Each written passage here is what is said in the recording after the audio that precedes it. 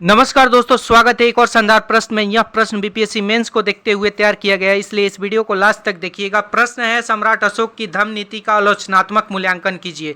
तो इस वीडियो के माध्यम से हम जानेंगे, सम्राट अशोक भारतीय इतिहास के महानतम शासकों में गिने जाते हैं। कलिंग युद्ध के बाद उन्होंने हिंसा का त्याग कर धम्म की नीति अपनाई। अशोक का धम्म कोई नया धर्म नहीं था, बल्कि नैतिक एवं सामाजिक आचरण का एक व्यवहारिक सिद्धांत था, जिसका उद्देश्य समाज में शांति, सद्भाव और नैतिकता स्थापित करना था।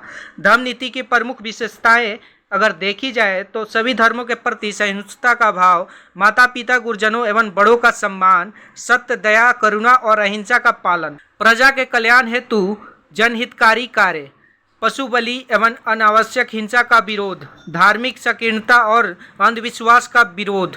धर्म नीति के सकारात्मक पक्ष को अगर देखा जाए तो सामाजिक एकता की स्थापना। मौर्य साम्राज्य विविध जातियों, भाषाओं और धर्मों का संगम था। धर्म नीति ने सामाजिक समरसता और राष्ट्रीय एकता को मजबूत किया।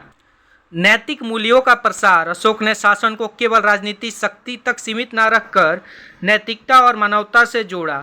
लोक कल्याणकारी शासन, सड़कों, कुआओं, वृक्षारोपण, धर्मशालाओं और चिकित्सालयों की स्थापना कर प्रजा के कल्याण को बढ़ावा दिया। अंतर्राष्ट्रीय प्रभाव को देखा जाए तो अशोक ने धर्म प्रचारकों को श्रीलंका, नेपाल और मध्य एशिया तक भेजा, जिससे भारतीय संस्कृति एवं बौद्ध विचारों का प्रसार हुआ।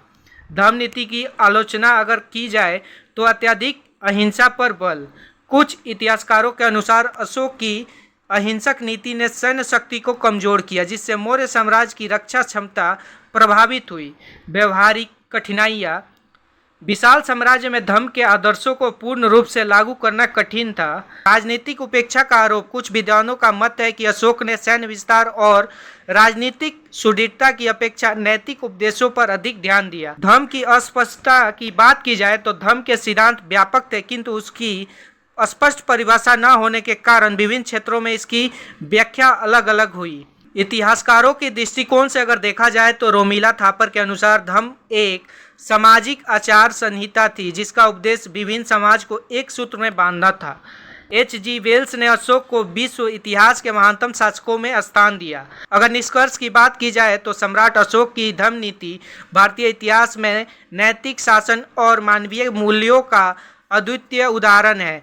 यद्यपि इसकी कुछ सीमाएं थी, फिर भी इसने सामाजिक सद्भाव, धार्मिक सहिष्णुता और लोक कल्याण को बढ़ावा दिया। इसलिए धर्म नीति को केवल धार्मिक दृष्टि से नहीं, बल्कि एक प्रभावी सामाजिक एवं प्रशासनिक नीति के रूप में देखा जाता है।